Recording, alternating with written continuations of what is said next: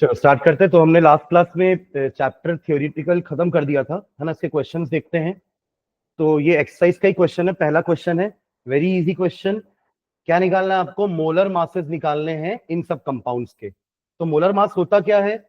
इसको हम ऐसे बोलते हैं कि it is the mass of one mole, है ना। वन मोल के मास को मोलर मास बोलते हैं। और ये निकलता कैसे है? हम मॉलिक्यूलर मास को लेते हैं, और मॉलिक्यूलर मास का यूनिट तो खैर एएमयू होता है, पर उसको अपन रिप्रेजेंट कर देते हैं ग्राम में, तो वो हो जाता है मोलर मास। ठीक है, तो अपन ऐसे लिखे इसको कि मोलर मास क्या होता है? Molar mass is the mass of one gram, one mole, mass of one mole of the substance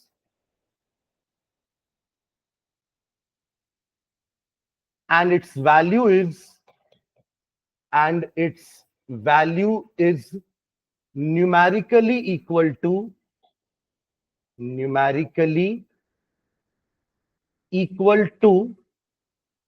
molecular mass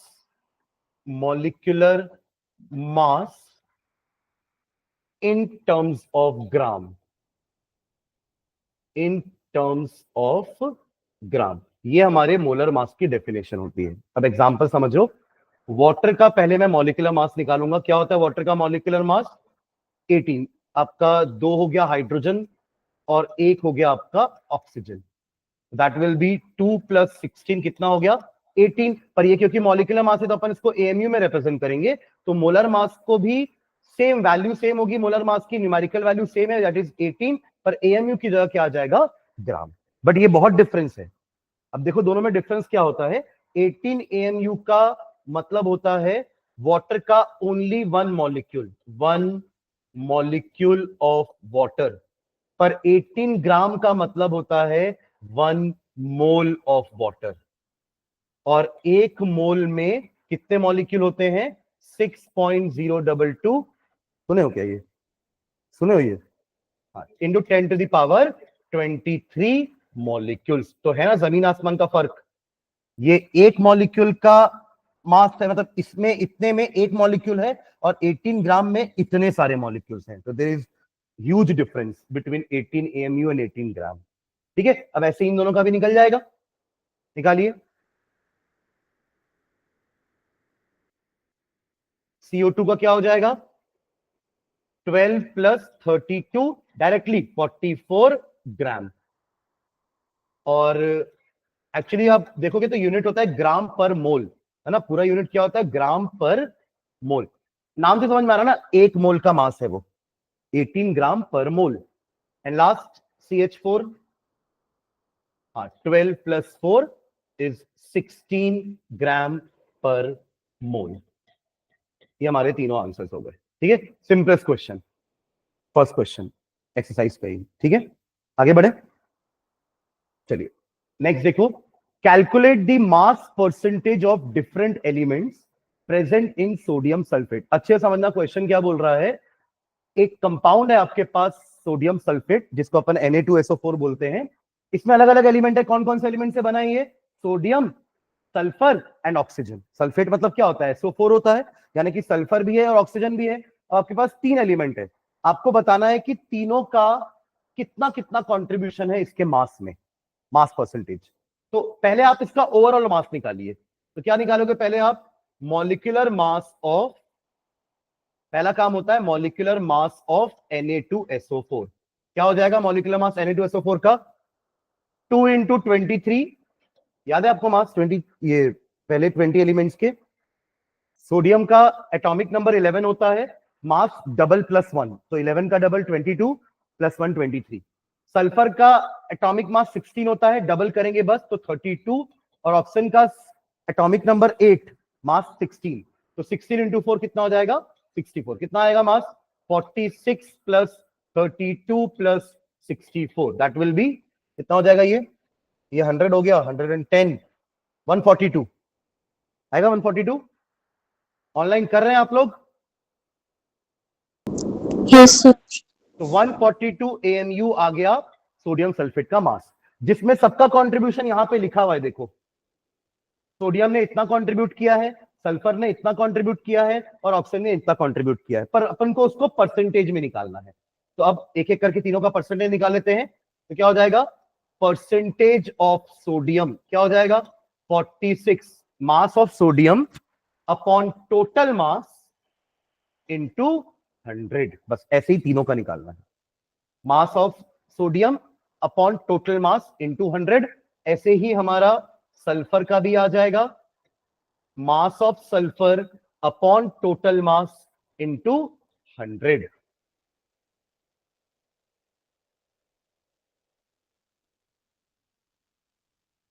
तीसरा निकालने की जरूरत नहीं है। ऐसे आप क्या करोगे, 100 माइनस कर दो दोनों के मास, दोनों का मास, ये दोनों का परसेंटेज ऐड करके, percentage of sodium plus percentage of sulphur. चलिए पहले ये दोनों निकालिए, फिर तीसरा तो अपने आप निकल जाएगा। थोड़ा कैंसिल कर सकते हैं आप, 2 से कैंसिल करके 23 और ये हो जाएगा आपका 71, इधर भी 16 एंड 71। तो यहां पे आपको मिल रहा है 2300 अपॉन 71 और इधर आपको मिल रहा है 1600 अपॉन 71। 7 का टेबल अगर चलाते हो आप तो ये 3 टाइम्स में जाएगा, 30 कुछ आएगा, 2300 डिवाइडेड बाय 71। अगर मैं 3 टाइम्स से ले जाता हूं तो 3 1 जा 3 एंड 21, रिमाइंडर विल बी 17, एक जीरो नीचे, 2 बार में कितना हो जाएगा 142, रिमाइंडर विल बी 28। ठीक है, अब एक पॉइंट लगा करके नीचे ले आता हूं 0 टू 80, 4 टाइम्स से तो पार हो जाएगा ना, क्योंकि 71 है, 70 होता तो बढ़िया 4 से कट जाता, बट 3 टाइम्स में जाएगा 3 2 1। ठीक है, रिमाइंडर विल बी 67।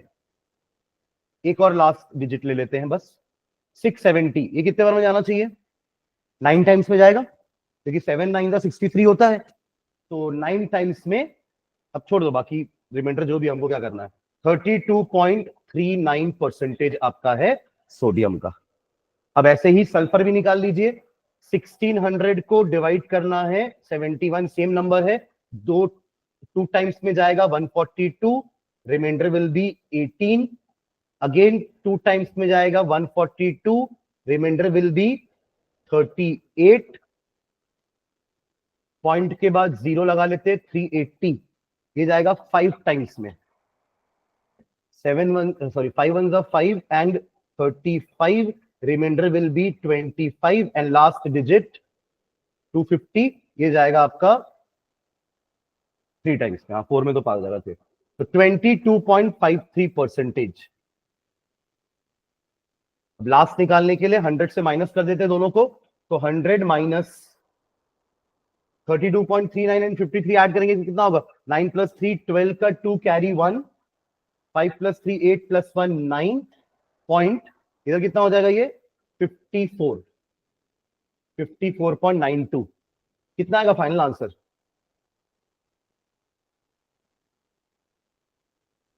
फोर्टी 45.08 आएगा क्या, देखो 45.08।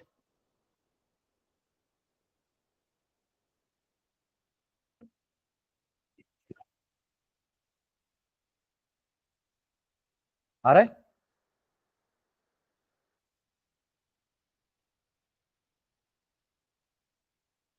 Forty 45.08 percentage. कैसे लेट हो गए, ठीक है। तो ये हमारा सेकंड क्वेश्चन हुआ, मास परसेंटेज निकालना। क्लियर है ये, ठीक है। चलो आगे बढ़ते हैं, next question. Calculate the amount of carbon dioxide that could be produced when 1 mole of carbon is burned in air, 1 mole of carbon is burnt in 16 gram of dioxygen and 2 moles of carbon are burnt in 16 gram of dioxygen। पहले आप मुझे बताइए कि equation क्या होता है, carbon dioxide prepare कर रहे हो तो इक्वेशन क्या होता है, C plus O2 gives you CO2। Balance the equation ना, C plus O2 gives CO2, ये हमारा इक्वेशन है। इससे अपन क्या क्या चीजें निकाल सकते हैं? अगर मैं मोल के टर्म्स में बात करूंगा ना, तो 1 मोल कार्बन को, यहां ऑक्सीजन तो सब आपका मास में दिया हुआ है, 32 ग्राम ऑक्सीजन लगता है। यहां से समझ में आ रहा है हमें इक्वेशन देख करके कि 1 मोल कार्बन को 1 मोल ऑक्सीजन लगता है, और 1 मोल ऑक्सीजन का मास कितना होता है? 32 ग्राम। तब जा करके 44 ग्राम कार्बन डाइऑक्साइड बनता है। यस और नो?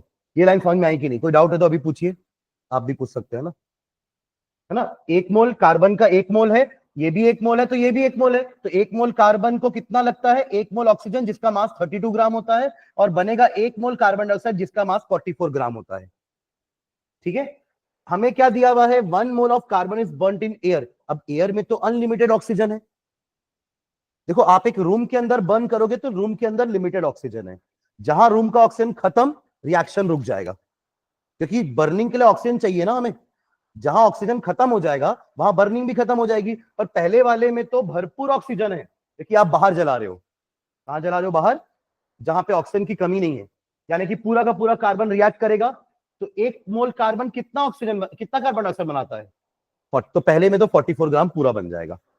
समझे क्या? What about second? अब आपने ऑक्सीजन को लिमिट कर दिया है, अब आपके पास क्वांटिटी आ गई है कि अब आपके पास 16 ग्राम ऑक्सीजन ही है, तो 1 मोल पूरा रिएक्ट कर पाएगा क्या? नहीं। क्यों? क्योंकि 1 मोल को 32 ग्राम चाहिए होता है, पर आपको तो 16 ही दिया हुआ है। यानी कि जैसे ही 16 ग्राम हुआ, आपका ऑक्सीजन खत्म हो जाएगा, पर अभी भी आधा मोल कार्बन बचेगा आपके पास। अगर 1 मोल को 32 ग्राम चाहिए, तो 16 ग्राम के लिए तो 0.5 मोल ही काफी है। यस और नो? तो उस केस में ये भी हाफ करोगे, तो अब बताओ 0.5 मोल कितना बनाएगा? सेकंड आंसर 22 ग्राम हो जाएगा। तो ये सब स्टोइकोमेट्री है ना? एंड थर्ड बताइए मुझे। अब थर्ड मैं नहीं बताऊंगा, आप लोग बताइए। Sir, 22 gram of CO2. एक आंसर आया 22 ग्राम, बाकी लोग क्या बोलते हैं? चलो, 2 लोग बोल रहे हैं 22 ग्राम, और सेम। देखो, ये 22 बेसिक है, ग्राम। दिस इज आवर बेसिक, कि 1 मोल कार्बन को 32 ग्राम ऑक्सीजन चाहिए, तब 44 बनाएगा। फर्स्ट केस में तो ऑक्सीजन अनलिमिटेड था, तो पूरा का पूरा 1 मोल रिएक्ट किया, तो कार्बन डाइऑक्साइड 44 बन गया। और क्यों नहीं बना कार्बन डाइऑक्साइड? क्योंकि ऑक्सीजन तो बहुत था, बट कार्बन तो खत्म हो गया था ना। फर्स्ट वाले केस में तो ऑक्सीजन अनलिमिटेड था, तो और क्यों नहीं बना कार्बन डाइऑक्साइड? वो इसलिए नहीं बना क्योंकि कार्बन तो लिमिटेड है ना। 1 मोल जैसी कार्बन खत्म हुआ, कार्बन खत्म। बिना कार्बन के कार्बन डाइऑक्साइड कैसे बना दोगे?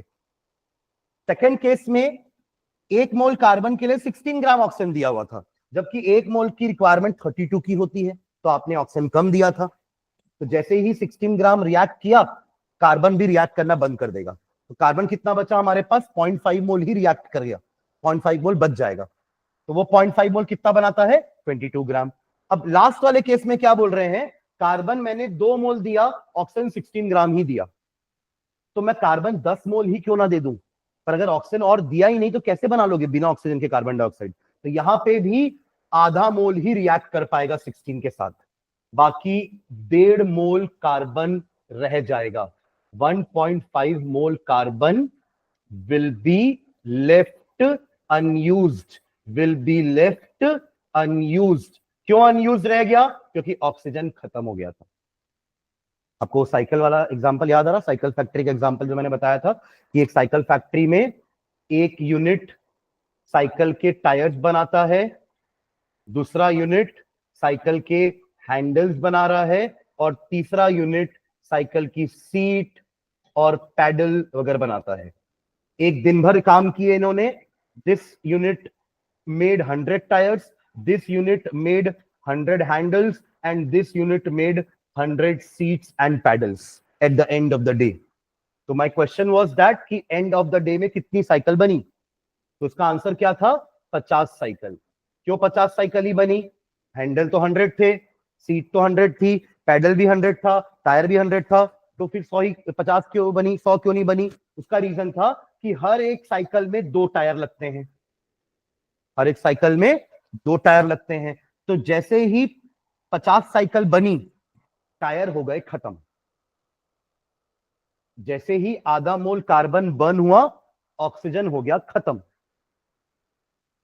अब आपके पास भले 50 और हैंडल पड़े हुए हैं, भले 50 और पैडल पड़े हुए हैं, भले आपके पास 1.5 मोल और कार्बन पड़ा हुआ है, पर बिना टायर के साइकिल नहीं बना सकते, बिना ऑक्सीजन के कार्बन डाइऑक्साइड नहीं बना सकते।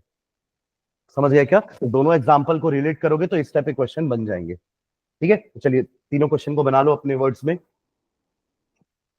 पर फर्स्ट वाले क्वेश्चन का आप समझ गए ना, एयर था तो अनलिमिटेड ऑक्सीजन था, तो वहां ऑक्सीजन की कोई कमी नहीं थी, तो आराम से पूरा का पूरा कार्बन बर्न हो जाएगा। और 1 मोल जब बर्न होता है तो 44 ग्राम बनाता है। तो उसको ऐसे अगर लिखोगे तो चलो लिखवाए तो हम आपको इस पर फर्स्ट वाले पार्ट का, बाकी सेकंड वाला और थर्ड आप करना। नीचे लिखो इन एयर, क्वेश्चन मत लिखना ना, आप लोग लिख लो एक्सरसाइज का क्वेश्चन नंबर 1.4 है ये, एनसीईआरटी का। आपके पास एनसीईआरटी नहीं होगी ना, पर मैं ये शेयर करूंगा, तो आप क्वेश्चन के लिए जगह छोड़ दो, बाद में लिख लेना, है ना। हाँ 1.4, हाँ क्या लिख रहे हैं, फर्स्ट का आंसर लिख रहे हैं, in air combustion is complete, in air combustion is complete in, ये अच्छा एक सेकंड, ये लिखियो कि नहीं आप लोग, रिएक्शन लिख लो, लिख लो, रिएक्शन जरूर लिखिए कि इस, यही तो हमारा बेसिस है, यही हमारा बेसिस है, पूरा आंसर इसी में छुपा हुआ है हमारा। हाँ, in air combustion is complete, full stop, therefore CO2 produced from the, therefore CO2 produced from the combustion of 1 mole of carbon, therefore CO2 produced from the combustion of 1 mole of carbon is equals to 44 gram, is equals to 44 gram। और ऊपर आपका equation लिखा रहेगा जो दिख भी रहा है, 1 मोल को जलाओगे पूरा तो 44 ग्राम बनेगा, 1 मोल को 32 ग्राम ऑक्सीजन की जरूरत पड़ती है, तो आधे मोल को 16 ग्राम की जरूरत पड़ेगी, तब जाके 22 ग्राम बनेगा। तो ये चीज हमें ऊपर दिख ही रही है, तो ये फर्स्ट पार्ट का आंसर हो गया। ठीक है, चलो सेकेंड पार्ट लिखते हैं, लिखे, देखो नीचे, as only 16 gram of oxygen is available, अब एयर तो है नहीं कि अनलिमिटेड ऑक्सीजन है, as only 16 gram of dioxygen, समझ गया ना, डाइऑक्सीजन मतलब O2, as only 16 gram of oxygen is available, comma, it can combine only with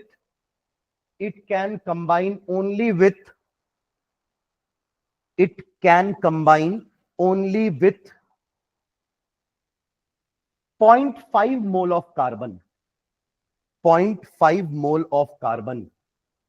ऐसे केस में हम ऑक्सीजन को क्या बोलते हैं, वेरी गुड, क्या बोलते हैं, लिमिटिंग रिएजेंट, क्या बोलते हैं, लिमिटिंग रिएजेंट। तो लिख भी लो उसको नीचे, क्या लिखे आप लोग, as only 16 gram of oxygen is available, it can combine only with 0.5 mole of carbon, that is oxygen is the limiting reagent, oxygen is the limiting reagent भी लिख सकते हो, रिएक्टेंट भी लिख सकते हो, oxygen is the limiting reactant, है ना, क्योंकि यही तो कम क्वांटिटी में दिया हुआ ना, जो चीज कम क्वांटिटी में दी हुई हो उसको ही तो लिमिटिंग बोलेंगे। जैसे यहाँ पे tyre is a limiting reagent, काश उस दिन टायर भी 100 बने हो, सॉरी 200 बने होते तो 100 साइकिल रेडी हो जाती उस दिन, काश। वैसे ही काश मैंने अगर आपको 32 ग्राम ऑक्सीजन दिया होता तो 44 ग्राम कार्बन डाइऑक्साइड बना होता। तो ऑक्सीजन हमारा लिमिटिंग रिएजेंट है, ठीक है, that is oxygen is a limiting reactant, full stop. hence CO2 produced is equals to, hence CO2 produced is equals to, hence CO2 produced is equals to कितना, 22 ग्राम, 22 ग्राम, ठीक है। तो लास्ट, हाँ same आएगा, बस ये कि वहां पर 2 मोल दिया हुआ है, यहाँ पे 1 ही मोल दिया, पर बनेगा तो उतना ही, क्योंकि ऑक्सीजन तो सेम है ना। अगेन यहाँ पे भी ऑक्सीजन क्या है, limiting reagent, again oxygen is a limiting reagent in this case also, और 16 ग्राम आधे मोल के साथ ही रिएक्ट कर पाएगा, तो यहां भी क्या बनेगा, 22 ग्राम ही बनेगा। ठीक है, डन। चलो नेक्स्ट आगे बढ़ते हैं, एक और मोल वाला क्वेश्चन करते हैं, फिर अपन इसमें आएंगे।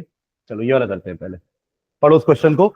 ये आपका एक्सरसाइज का 1.10 है ना, 1.10 क्वेश्चन है।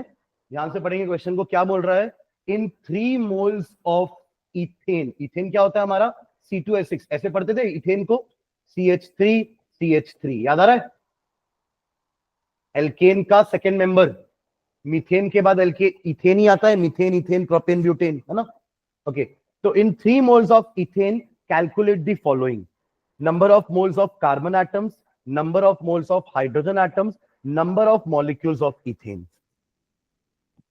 ये चीजें आपको बतानी है, number of moles of carbon atoms, number of moles of hydrogen atoms and number of molecules of ethane। कैसे निकालेंगे, देखो एक C2H6 में अगर एक मोल C2H6 आपके पास है, एक मोल की बात करते हैं, जो भी आएगा उसको 3 से मल्टीप्लाई कर देंगे, क्योंकि हमारे पास 3 मोल्स है। ठीक है, तो 1 मोल C2H6 में देखो कार्बन कितना है, मास नहीं पूछ रहे हैं, एटम्स। हाँ, एक मोल बोला मैंने, नहीं नहीं नहीं नहीं, नहीं। आप समझो, मैं पूछता एक मॉलिक्यूल में, एक मॉलिक्यूल ऑफ C2H6 में 2 कार्बन एटम्स हैं और 6 हाइड्रोजन एटम है। बहुत ध्यान से सुनना है ना, आप मोल और मॉलिक्यूल में कंफ्यूज हो गए हो भव्या। एक मॉलिक्यूल C2H6 में 2 कार्बन एटम है और 6 हाइड्रोजन एटम है, यस और नो। अगर मैं एक मोल लूंगा तो आप पूरे को एक मोल से मल्टीप्लाई करो, कि 1 मोल ऑफ C2H6 में 2 मोल ऑफ कार्बन एटम होंगे and 6 mole of hydrogen atom होंगे। आप सोचिए ना, एक मोल में इथेन के कितने मॉलिक्यूल्स हैं, 6.022 इंटू 10⁻23, और हर मॉलिक्यूल में 2 एटम है, तो 2 इंटू इतना नहीं हो जाएगा ये, तो 2 मोल हो गया। और यहां पर एक मॉलिक्यूल में 6 एटम है, तो इतने मॉलिक्यूल में 6 इंटू इतना नहीं हो जाएगा, तो ये 6 मोल हो जाएगा।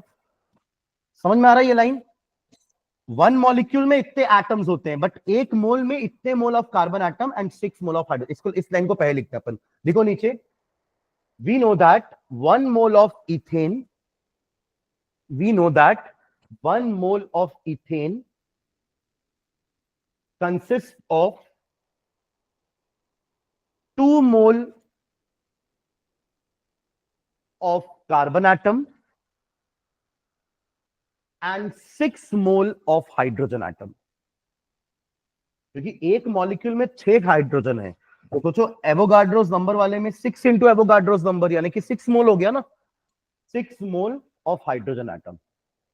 तो अपने पास फर्स्ट, ये तो हमारा बेसिक हो गया, ये बेसिक हो गया। अब फर्स्ट क्वेश्चन में आते हैं। What is the first question, number of moles of carbon atom कितने में, 3 मोल में, तो एक मोल में 2 है, तो 3 मोल में 6 हो जाएंगे। ठीक है, तो नीचे लिख लो, इसको लिखेंगे कैसे, नीचे लिखना, there 3 moles of C2H6 will have 3 moles of C2H6 will have 6 mole of carbon atoms. क्योंकि आपको आंसर नंबर ऑफ मोल्स में पूछा तो हमने मोल बताया, अगर नंबर ऑफ कार्बन एटम पूछा होता ना तो मैं यहां मल्टीप्लाई कर देता, 6 इंटू 6.022 इंटू 10⁻23 एटम्स। पर एटम्स पूछा ही नहीं ना, नंबर ऑफ मोल्स पूछा है, तो मोल से जवाब देंगे 6 मोल्स। चलो बाकी दोनों भी कर लो, बाकी दोनों क्या है, number of moles of hydrogen atom 36, कैसे 6 क्यों करोगे, 3 करोगे ना, क्योंकि आपके पास एक मोल में 6 मोल हाइड्रोजन है, तो 3 मोल में 3 इंटू 6 18 मोल आएगा answer. 3 moles of C2H6 will have 18 mole of hydrogen atom। अगर मोल में नहीं पूछा होता तो 18 into Avogadro's number of hydrogen atoms. Shashank, Palak and Vasudha समझ में आ रहा Yes, sir. है ना? And what about last? Last सबसे इजी है, number of molecules of ethane. हाँ, 3 इंटू एवोगाड्रो। देखो एक मोल में इतने मॉलिक्यूल, अभी तो लिखे थे देखो, एक मोल ऑफ इथेन में इतने मॉलिक्यूल होते हैं, तो 3 मोल में कितने होंगे? तो 3 moles of C2H6 will have 3 into 6.022 into 10 to the power 23 molecules of C2H6। Multiply कर दो और स्टैंडर्ड फॉर्म में लिख दो। Multiply it and right in standard form. नहीं भी लिखोगे तो भी चलेगा, स्टैंडर्ड फॉर्म में चलेगा।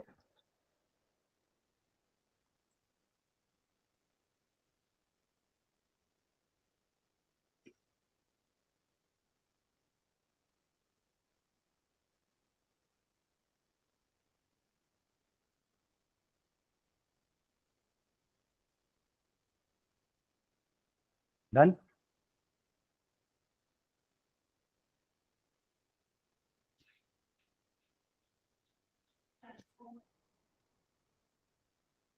जैसे अभी आपने इसको मल्टीप्लाई किया तो क्या लिखी होगी अभी आप?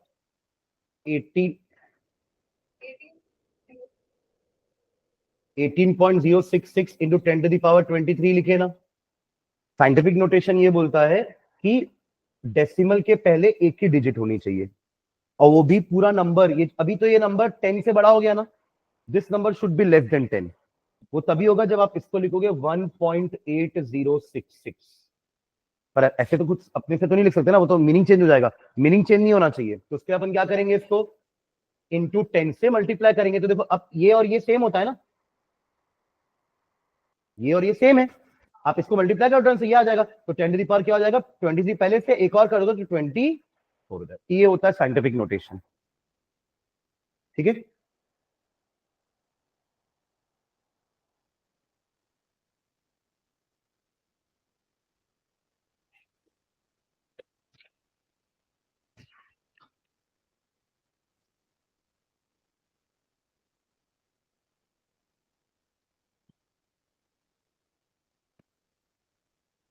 Question number 28, which one of the following will have the largest number of atoms?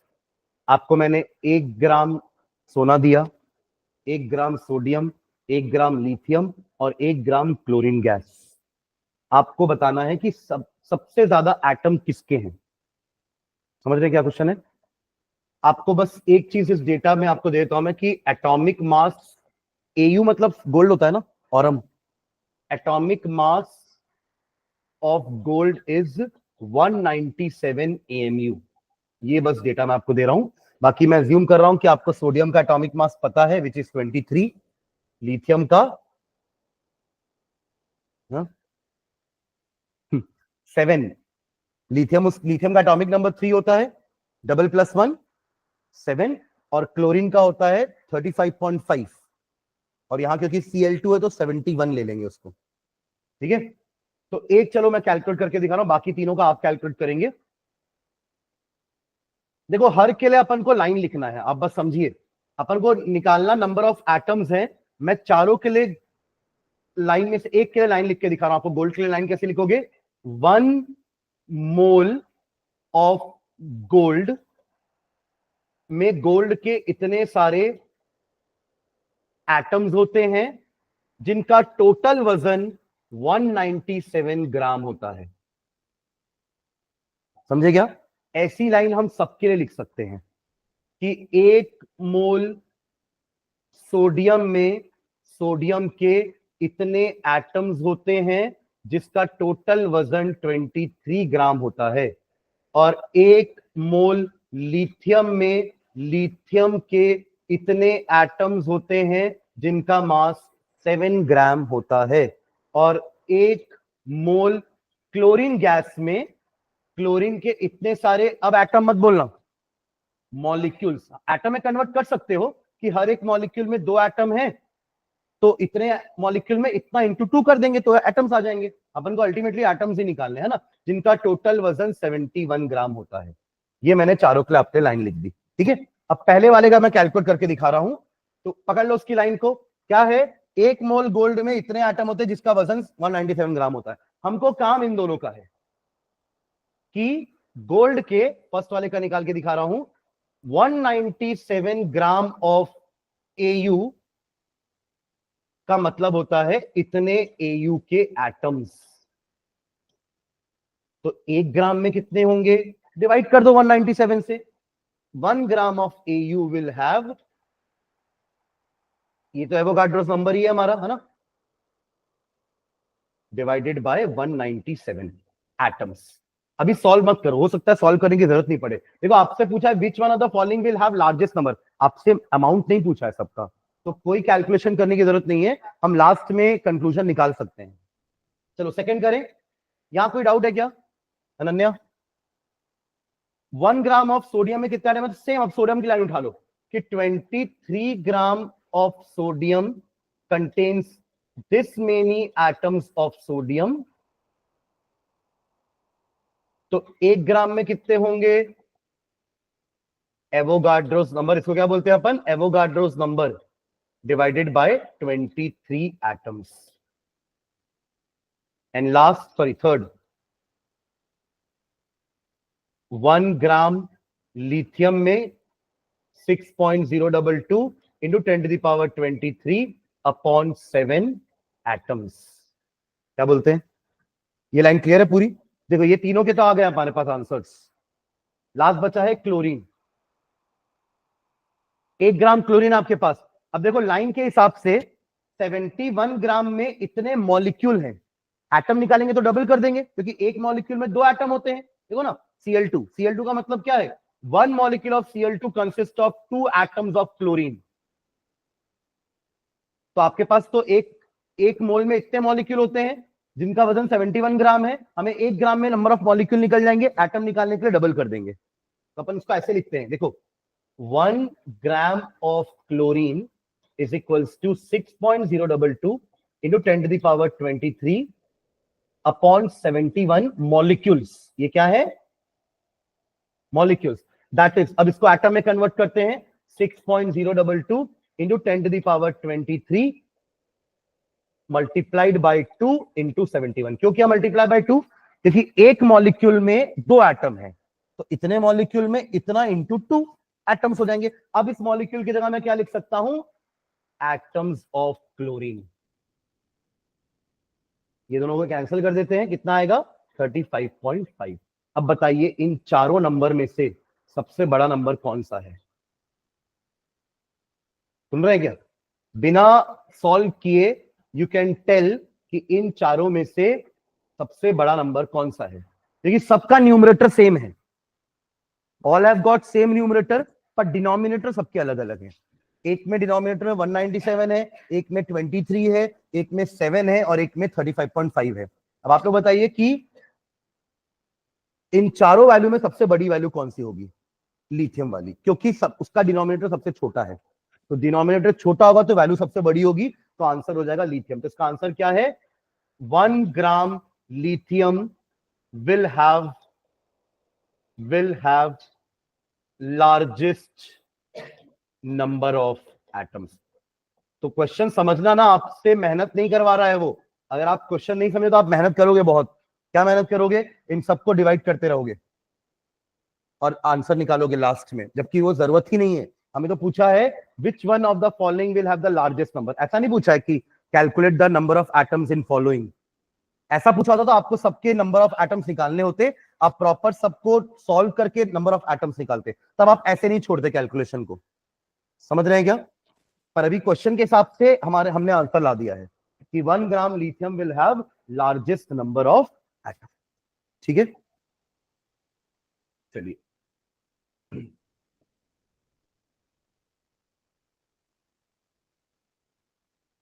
पढ़िए इस क्वेश्चन को।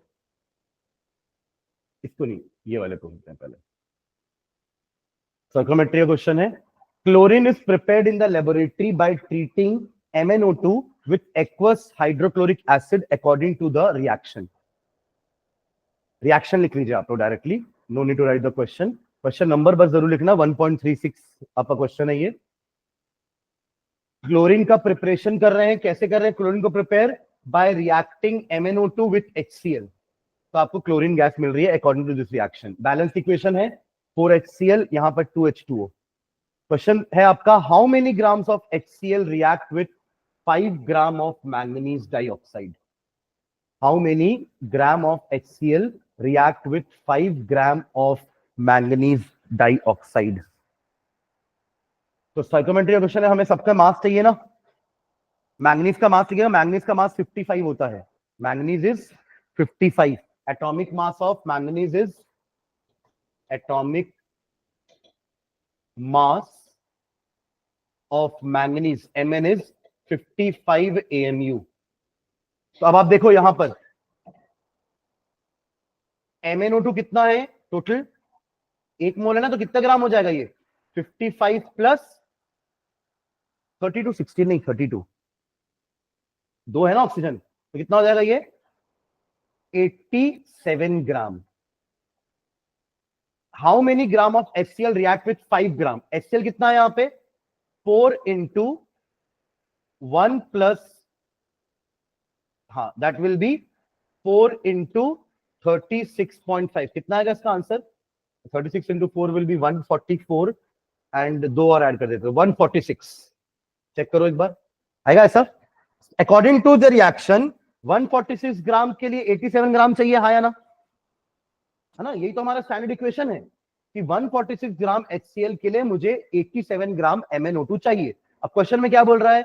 How many gram of HCl react with 5 ग्राम. तो मतलब 87 gram of MnO2 reacts with what? 146 gram of HCl. Done. ये हमारा equation, यहीं से start करेंगे हम.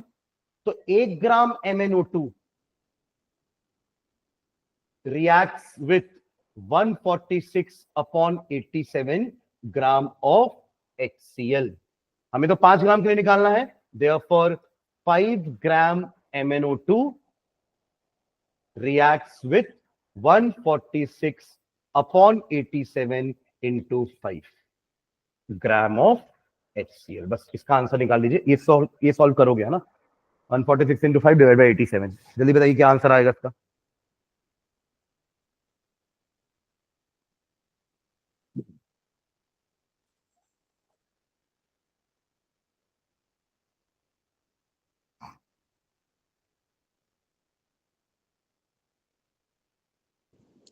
Sir, 8.4 grams. क्या 8.4 4 grams. ओके. बाकी भी निकालिए जल्दी से.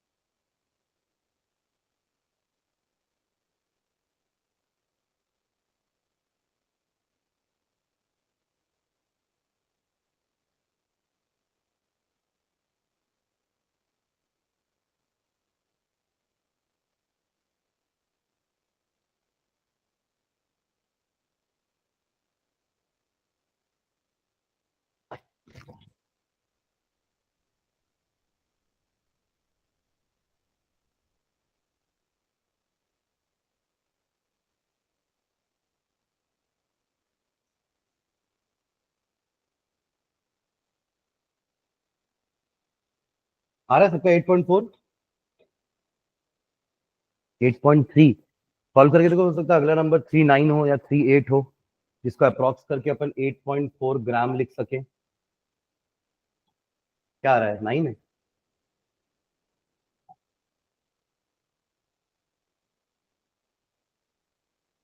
ये आपका स्टोइकोमेट्री क्वेश्चन ऐसे आते हैं. तो स्टोइकोमेट्री है क्या? It is the branch of chemistry which deals with the calculation of amount of reactant and product. कितने रिएक्टेंट को कितना प्रोडक्ट या कितना रिएक्टेंट कितना प्रोडक्ट बनाएगा, एक रिएक्टेंट को दूसरा रिएक्टेंट कितना चाहिए. तो आपका सबसे बेसिक चीज होता है इक्वेशन. बैलेंस केमिकल इक्वेशन के बिना हम कुछ नहीं कर सकते थे. यहाँ पे इक्वेशन से ही पता चला ना कि 87 ग्राम MnO2 को 146 ग्राम की रिक्वायरमेंट होती है HCl की, या यूं कह लो HCl 146 ग्राम 87 ग्राम MnO2 के साथ रिएक्ट करता है. ये हमें कहां से पता चला? रिएक्शन से. वहां भी हमने जो आज पहला क्वेश्चन किया था कार्बन डाइऑक्साइड वाला, वहां भी हमें कैसे पता चला था कि 12 ग्राम 32 ग्राम का रिएक्ट करता है तब जाके 44 ग्राम बनाता है. तो reactions are very important, that to balanced. अगर आप ये बैलेंस नहीं करे होते तो आप 1 HCl लेके सॉल्व कर रहे होते, जो कि गलत हो जाता आंसर. ठीक है, इसलिए balance chemical equation is very important in chemistry. तो इसी को अपन कहते हैं स्टोइकोमेट्रिक कैलकुलेशन, जहां पे we are dealing with the amount of reactant and product. अब इसी में एक और क्वेश्चन आ जाता, समझ लो कि how much chlorine gas is produced. अब आप खुद देखिए कि जब MnO2 87 ग्राम होता है तब क्लोरीन गैस कितनी बन रही है? How many gram? 71 gram. 35.5 into 2, 87 ग्राम कितना क्लोरीन गैस बना रहा है? 71 ग्राम. तो 5 ग्राम कितना बनाएगा?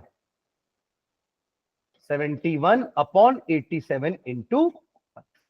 अब इसी में एक क्वेश्चन और ऐड हो गया, समझ आए क्या? देखिए अपना रिएक्शन तो लेबोरेटरी प्रिपरेशन ऑफ क्लोरीन ही है ना, तो एक क्वेश्चन और ऐड कर दिया मैंने कि how much chlorine will be produced, how much gram of chlorine will be produced. तो इसका आंसर ये हो जाएगा. ठीक है, तो that is why I am saying कि बैलेंस केमिकल इक्वेशन जरूरी है. देखिए इक्वेशन से ही हमें पता चल रहा है कि 87 gram of MnO2 71 gram of chlorine बना सकता है. ठीक है,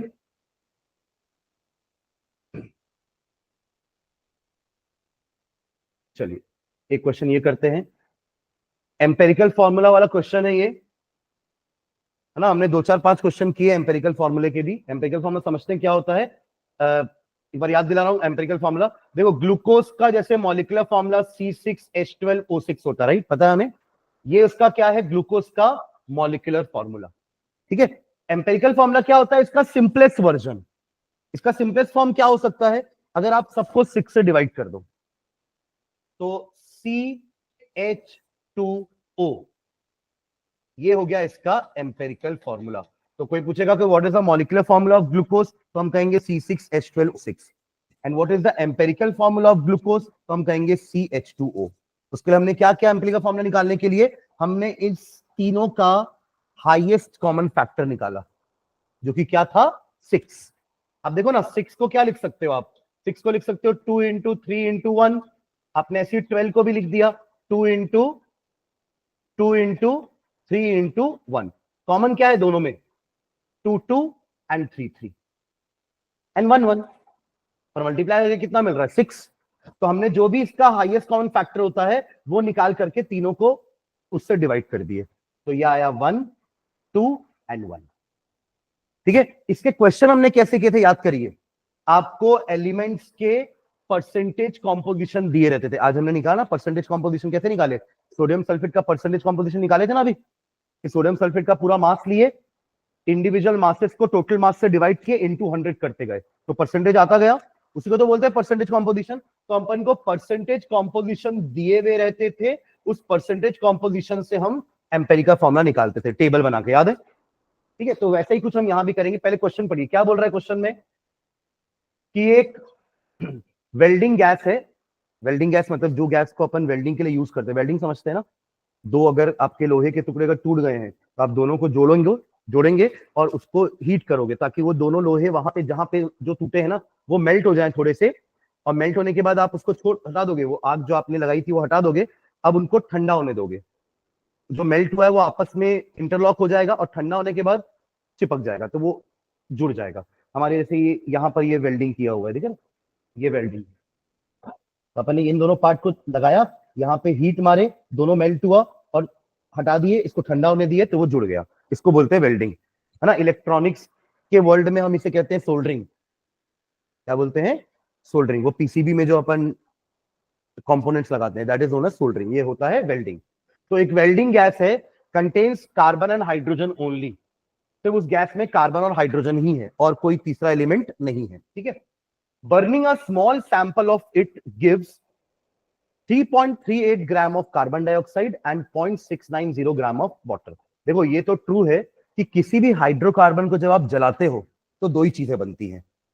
किसी भी हाइड्रोकार्बन को अगर आप जलाते हो तो दो ही चीजें बनती है, उसका जितना भी हाइड्रोजन होगा वो पानी बन जाएगा और जितना भी कार्बन होगा वो कार्बन डाइऑक्साइड बन जाएगा। किसी को भी आप लकड़ी भी जलाओ, आप मीथेन जलाओ, मीथेन को भी जलाओगे तो जितना भी कार्बन है वो कार्बन डाइऑक्साइड बन जाएगा और जितना भी हाइड्रोजन है वो वाटर बन जाएगा। तो ये फ्यूल के साथ भी वही हो रहा है, ये फ्यूल में भी सिर्फ कार्बन और हाइड्रोजन ही है। तो जैसे ही आपने फ्यूल को जलाया तो फ्यूल में कितना कितना कार्बन डाइऑक्साइड बना, उस फ्यूल का एक सैंपल, वो सैंपल कितना मास ग्राम है वो भी नहीं दिया है, बस बोल दिया है a small sample of fuel gives कितना कितना carbon dioxide, 3.38 gram carbon dioxide बनाया एंड 0.690 ग्राम वाटर बनाया इस फ्यूल को जलाने के बाद, ठीक है। जैसे मैंने आपको कहा कि कोई भी हाइड्रोकार्बन को जलाओगे तो यही दो मिलते हैं, ठीक है। आगे, एंड नो अदर प्रोडक्ट्स, और कोई प्रोडक्ट नहीं मिला, ठीक है। इसका मतलब ये समझना कि ये जो 3.38 ग्राम कार्बन डाइऑक्साइड है इसमें जितना भी कार्बन है वो यहीं से आया होगा और जितना भी हाइड्रोजन है इसमें वो यहीं से आया होगा। बाकी आपने ऑक्सीजन के प्रेजेंस में बर्न किया था तो बाकी ऑक्सीजन वहां से आया है। तो आप सोचिए कि 44 ग्राम में कार्बन कितना होता है, मात्र 12 ग्राम, बाकी 32 ग्राम तो ऑक्सीजन होता है ना। ये स्टैंडर्ड है हमारा, ये स्टैंडर्ड है, इसको कोई नहीं बदल सकता, है ना। No one can change this कि 44 ग्राम कार्बन डाइऑक्साइड में 12 ग्राम क्या होता है, कार्बन होता है। इन द सेम वे 18 ग्राम पानी में हाइड्रोजन कितना होता है, 2 ग्राम। ये लाइन समझ में आई कि नहीं एवरीवन? ये बेसिक है, you can not change this lines. मैं ये निकालना चाह रहा हूं कि ये जो कार्बन डाइऑक्साइड बना है ना इसमें कार्बन कितना है और हाइड्रोजन कितना है, बचा हुआ ऑक्सीजन होगा जो एयर से आया है। अब समझ रहे हो मैं क्या बोलना चाह रहा हूं? फ्यूल का जो सैंपल था ना, मैंने आपको एक पुड़िया में वो फ्यूल दे दिया, आपने उसको जला भी दिया, पुड़िया में तो नहीं दे सकता, गैस है सॉरी, है ना। मैंने आपको एक नोन मास, मतलब मैंने मास नहीं बताया आपको कि इतना ग्राम में आपको फ्यूल गैस दे रहा हूं, बट इतना जरूर बता रहा हूं कि इस गैस के अंदर दो ही एलिमेंट है, कार्बन एंड हाइड्रोजन। तो आपने उस फ्यूल गैस को जला दिया, जलाने के बाद कार्बन डाइऑक्साइड इतना बना और वाटर इतना बना। तो अब इससे आप निकाल सकते हो कि फ्यूल का मास कितना था बाय कैलकुलेटिंग इसमें कार्बन कितना है और इसमें हाइड्रोजन कितना है। इसमें इसमें देखो ये तो कार्बन डाइऑक्साइड का मास है ना, और इसमें कार्बन का मास अलग होगा, ऑक्सीजन का मास अलग होगा। तो वो अपन कैसे निकाल पाएंगे, ये बेसिक से कि जब 44 ग्राम कार्बन डाइऑक्साइड में 12 ग्राम कार्बन होते हैं तो 1 ग्राम कार्बन डाइऑक्साइड में कितना कार्बन होगा, 12 बाय 44 ग्राम होगा, 12 बाय 44 ग्राम कार्बन होगा। तो 3.38 में कितना होगा, 12 अपॉन 44 इंटू 3.38, इतना कार्बन तो 3.38 ग्राम में है कार्बन डाइऑक्साइड में। और ये पूरा ग्राम, ये पूरा कार्बन कहां से आया होगा, इसी फ्यूल से, और तो कहीं से अपना कार्बन है नहीं। जितना भी कार्बन है वो फ्यूल से ही आया होगा, जितना भी हाइड्रोजन है वो फ्यूल से आया होगा, और ऑक्सीजन हमने सप्लाई किया था। तो ऐसे ही हाइड्रोजन भी निकाल लो, क्या हो जाएगा, 1 gram H2O will contain 18 by sorry 2 by 18। 18 gram water में 2 ग्राम हाइड्रोजन है ना, तो 1 ग्राम वाटर में कितने हाइड्रोजन होंगे, 2 बाय 18 ग्राम ऑफ हाइड्रोजन। तो 0.690 में कितने हो जाएगा, 0.690 gram is equals to 2 by 18 into 0.690 hydrogen. तो कार्बन भी निकल जाएगा, हाइड्रोजन निकाल, दोनों को ऐड करोगे तो फ्यूल का मास आ जाएगा, ठीक है। चलो उसको लिख कैसे रहे हो, लिखिए नीचे, अमाउंट ऑफ, लिखो amount of carbon in, amount of carbon in 3.38 gram of carbon dioxide, amount of carbon in 3.38 gram of carbon dioxide कितना हो जाएगा, ये लिख लो डायरेक्टली,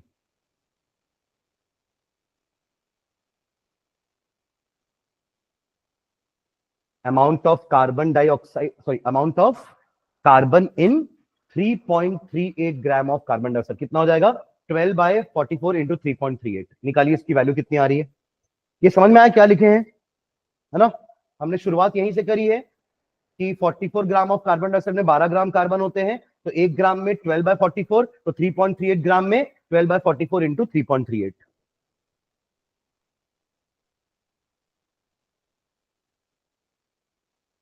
कितना आएगा बताना मुझे।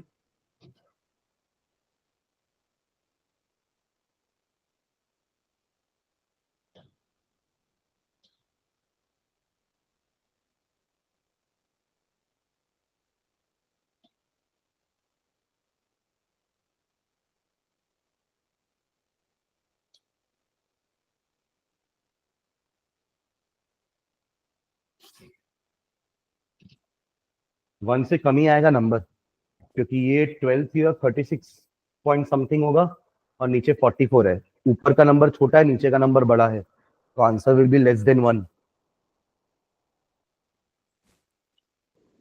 So 0.9.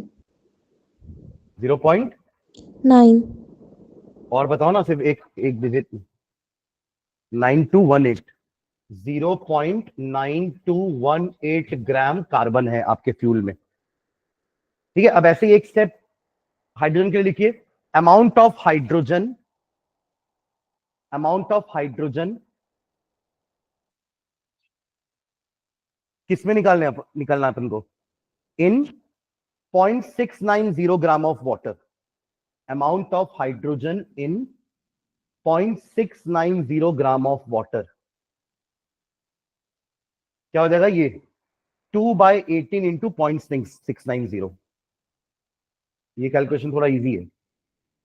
2/18 को 1/9 कर देना, अब 9 से डिवाइड कर दो 0.690 को, तो 0 पॉइंट, ये भी पॉइंट कुछ आएगा, 0.7,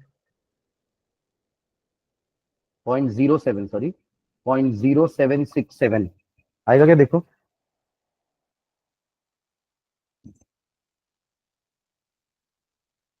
आप 0.690 को डिवाइड कर रहे हो 9 से, तो पहले तो 0.10 भूल गया, अभी अभी भी तो नहीं जाएगा ना ये, तो एक जीरो के बाद अब आएगा ना 7। क्या सही बोल रहा हूं?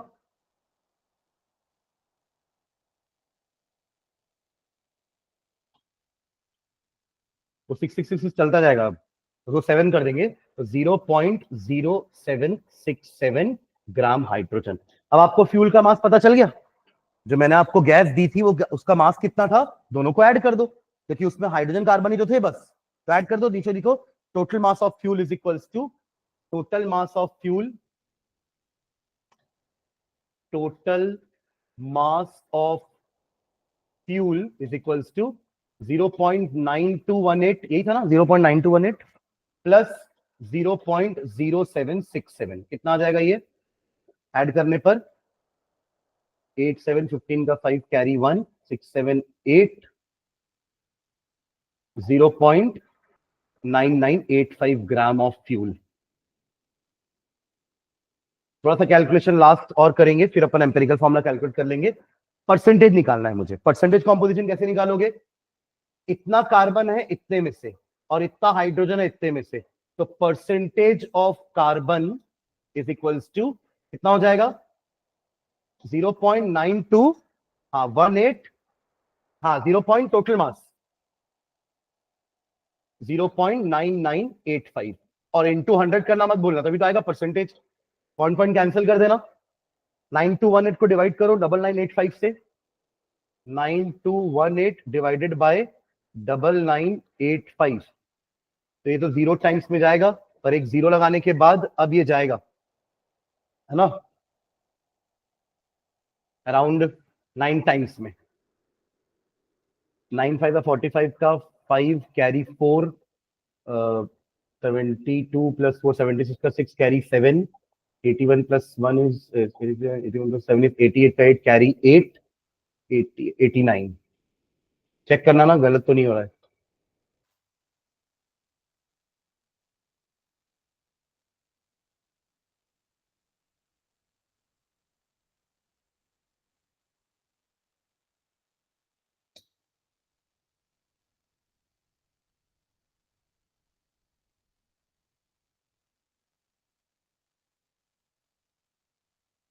ये जाएगा अराउंड 2 टाइम्स में, 9 2 18 होता है, 2 5 10 का 0 कैरी 1, 16 प्लस 1 17 का 7 कैरी 1, 9 18 प्लस 1 19 का 9 कैरी 1 एंड 18 प्लस 1 19।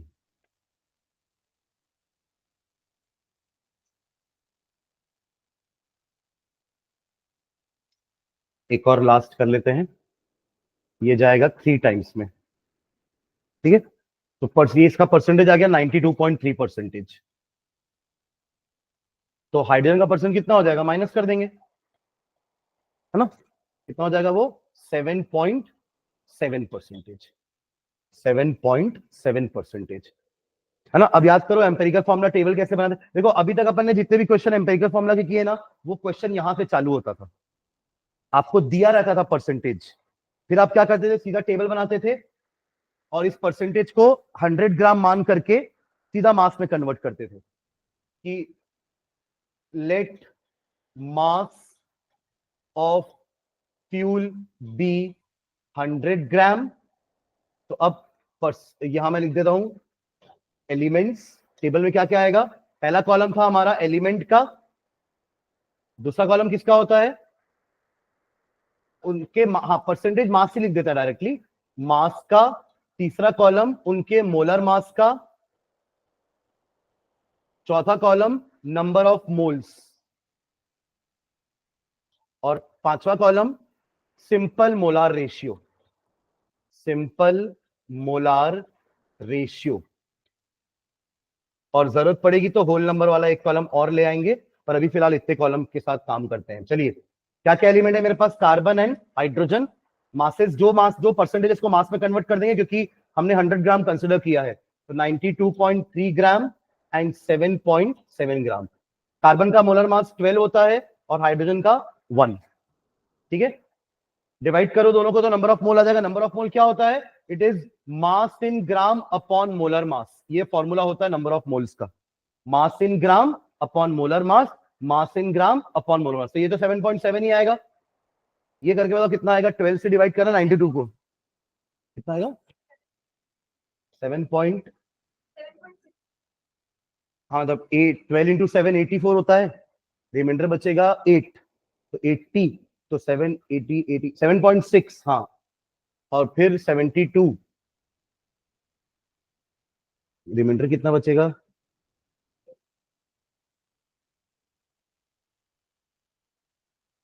तो अप्रोक्सीमेटली 7.7 ही हो जाएगा, है ना, ठीक है। तो अब क्या अगला क्या करते थे अपन, इसको 7.67 या अप्रोक्सीमेटली 7.7 ही लिख देता हूं, ठीक है।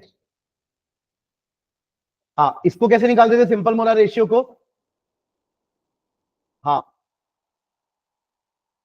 इन दोनों में से जो भी छोटा है, दोनों बराबर ही हैं, उनको उसी से डिवाइड कर देंगे। जैसे अपन यहां नहीं किए थे कि ग्लूकोज का C6H12O6 में सबसे छोटा नंबर कौन सा है, 6, जो दोनों जो कॉमन भी है, तो 6 से सबको डिवाइड कर रहे थे, वैसे यहां पे भी 7.7 से दोनों को डिवाइड कर देंगे। क्या आएगा आंसर, 1 1।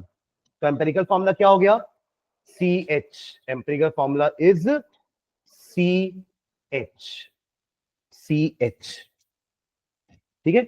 ये हमारा फर्स्ट पार्ट हुआ है क्वेश्चन का, ठीक है। एक्चुअली एम्पेरिकल फॉर्मूला ना हमने जो क्वेश्चंस किए वो इतने ही किए हैं, परसेंटेज हमेशा दिए हुए रहते थे क्वेश्चन में। ये पहला क्वेश्चन ऐसा है जिसमें परसेंटेज नहीं दिया था, तो हमें इतनी मेहनत करनी पड़ी परसेंटेज निकालने के लिए, ठीक है। अब दूसरा चीज बताइए क्या होगा, मोलर मास कैसे निकालोगे गैस का। अब अगला डेटा पढ़ो, अपन तो पूरा क्वेश्चन पढ़े ही नहीं अभी तक, हम तो यहां तक पढ़ के रुक गए थे ना, याद करिए।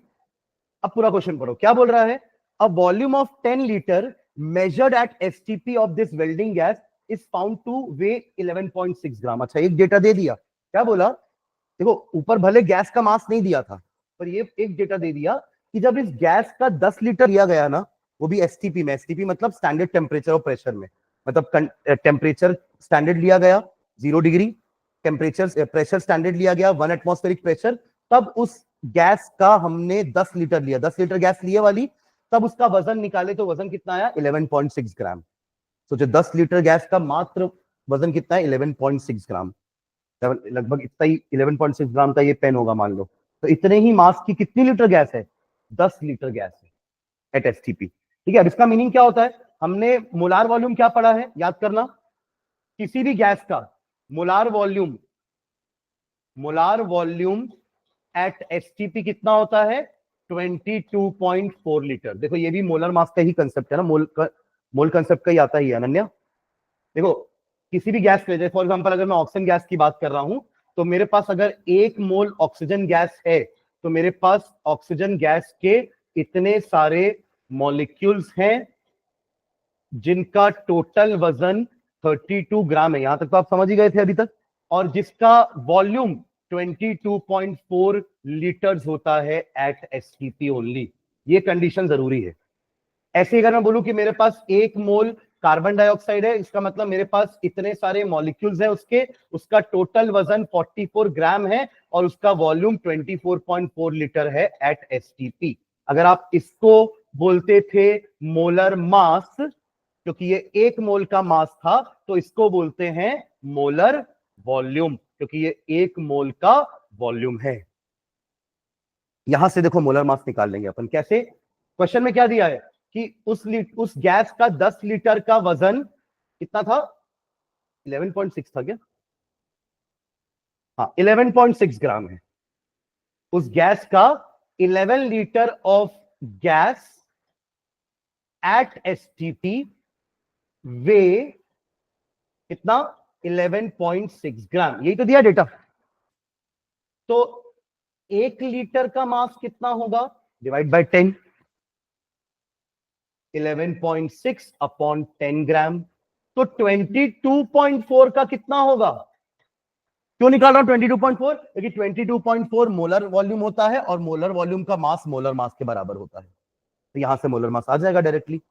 22.4 का कितना हो जाएगा, 11.6 अपॉन 10 इंटू 22.4। जो पहले से अटेंड कर रहे हैं उनको ये 3 लाइन समझ में आई कि नहीं? अगर आप लोग को नहीं आई तो फिर तो मैं अनन्या से कुछ उम्मीद ही नहीं रख पाऊंगा ना। ठीक है, ये समझे कि नहीं? देखो ये मैं हर गैस के लिए लिख सकता हूं, हर गैस के लिए, एवरी गैस। तो मैं ये चीज वेल्डिंग गैस के लिए भी लिख सकता हूं कि 1 मोल वेल्डिंग गैस में इतने सारे वेल्डिंग गैस के मॉलिक्यूल होंगे जिनका मास मुझे नहीं पता वो वेल्डिंग गैस है कौन सी, वही तो निकालने बोला है मोलर मास। और उसका वॉल्यूम कितना होगा, 22.4 लीटर। तो हमने यहीं से चालू किया कि 10 लीटर का मास ये दिया हुआ था, तो 1 लीटर का मास कितना होगा, इतना ग्राम। तो 22.4 लीटर का जो मास आएगा यही उसका मोलर मास होगा, मतलब 26। मतलब क्या राउंड फिगर क्या लिख सकते हैं, 26 ग्राम। ये आ गया हमारा सेकंड। आया कि नहीं समझ में प्रियांशी, पलक एंड वसुधा? ये 3 लाइन समझ में आ गई? Yes, sir. क्यों अपन इसको मोलर मास बोल दिए, क्योंकि अपन ने वॉल्यूम मोलर वाला लिया है, तो जो मास आएगा वो भी मोलर मास ही आएगा। देखो ना, ये दोनों ऑक्सीजन और कार्बन डाइऑक्साइड की, ये दोनों के क्या लिखे हुए हैं, मोलर मास, और ये दोनों के क्या लिखे हुए हैं, मोलर वॉल्यूम। तो मोलर वॉल्यूम मतलब मोलर मास होता है। किसी भी गैस का 22.4 लीटर का मास उसके मोलर मास के बराबर होता है, ये कंक्लूजन है। किसी भी गैस का 22.4 लीटर अगर आपने ले लिया उस गैस को, तो उसका जो वजन आएगा ना, वो उस गैस का मोलर मास होगा। पर कंडीशन एसटीपी होनी चाहिए, condition should be STP. And last, molecular formula निकालना। आप ये तो निकल जाएगा आसानी से। हमारे पास क्या क्या आ गया है, हमारे पास, हाँ हमारे पास एम्पेरिकल फॉर्मूला आ चुका है। क्या एम्पेरिकल फॉर्मूला, TH। और हमारे पास मोलर मास आ चुका है। मोलर मास कितना है, 26। तो आप यहां से एम्पेरिकल फॉर्मूला मास निकाल सकते हो क्या? एम्पेरिकल फॉर्मूला मास कितना हो जाएगा, 12 + 1 दैट विल बी 13। फिर अपन क्या करते थे, अगला अगला चीज एन निकालते थे। एन क्या होता है, molecular formula mass divided by empirical formula mass, which is 26/13 which is 2। अब मॉलिक्यूलर फॉर्मूला क्या होता है, molecular formula is equals to n into empirical formula. तो मल्टीप्लाई कर दो तो फॉर्मूला क्या आ जाएगा, C2H2। कौन सी गैस होती है ये, इथाइन, अल्काइन का पहला मेंबर। ये सब क्या किया मैंने, ध्यान देंगे इधर। ग्लूकोज का मॉलिक्यूलर फॉर्मूला था C6H12O6, यही था मॉलिक्यूलर फॉर्मूला। आपने इसका एम्पेरिकल फॉर्मूला निकालने के लिए क्या किया, 6 से डिवाइड किए ना, तब आया CH2O। इसका मास होता है 180, क्या होता है 6 कार्बन 72 और 12 84 और 60, सॉरी कितना है ये 72 प्लस 12 इज 84 प्लस 96, मैं 64 ले रहा था, तो आएगा 180। वैसे इसका मास निकालोगे तो ये आएगा 30, देखो ना 12 2 14 14 और 16 30, दोनों को डिवाइड करूंगा तो कितना आएगा 6। ये वही तो नंबर था जिसको हमने डिवाइड किया था, यहां से आया 6। 180 empiric molecular formula mass upon empirical formula मास, एक नंबर आता है, उस नंबर को जब आप वापस से इसमें मल्टीप्लाई कर दोगे तो मॉलिक्यूलर मास मिल जाएगा। अभी आपने मॉलिक्यूलर फॉर्मूले में 6 से डिवाइड किया था तो एम्पेरिकल फॉर्मूला मिला, अब उस एम्पेरिकल फॉर्मूला में 6 में मल्टीप्लाई कर दोगे तो वापस से मॉलिक्यूलर फॉर्मूला नहीं मिल जाएगा, तो वही चीज यहां पे किए हैं। एन निकाले, एन का वैल्यू आया 2 और 2 से हमने एम्पेरिकल फॉर्मूला को मल्टीप्लाई कर दिया। यहां क्या था 1 1 तो था ना पहले से, तो 2 मल्टीप्लाई हुआ तो फॉर्मूला क्या बन गया C2H2। ठीक है, ठीक है, तो ये क्वेश्चन इतना ही था, बाकी अपन नेक्स्ट क्लास में देखते हैं। इसमें कुछ क्वेश्चंस और हैं, वो सारे क्वेश्चन अब मोलारिटी मोलारिटी वगैरह के हैं, ठीक है, तो नेक्स्ट क्लास में करते हैं। तो एक क्लास और लेते हैं अपन इस चैप्टर के लिए, फिर मैं स्ट्रक्चर ऑफ एटम चालू करूंगा, ठीक है, तब वो चैप्टर आपके लिए भी फ्रेश रहेगा। ठीक है नन्या।